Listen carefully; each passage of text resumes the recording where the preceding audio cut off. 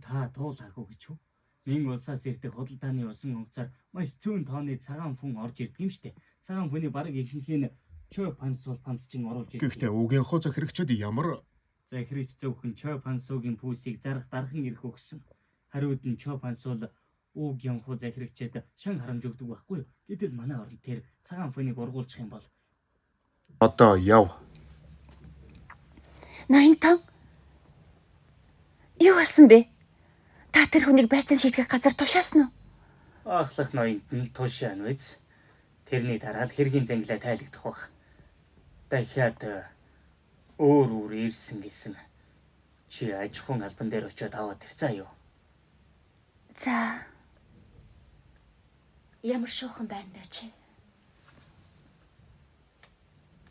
Би зүгээрээ харин та нар их завгүй байгаа гэсэн баха. Уучлаарай. Уучлалтгүй хэрэггүй. Нэрээ би Янсаны явуулсан тэмдэглэлийг хичээнгүйлэн үзэж байгаа.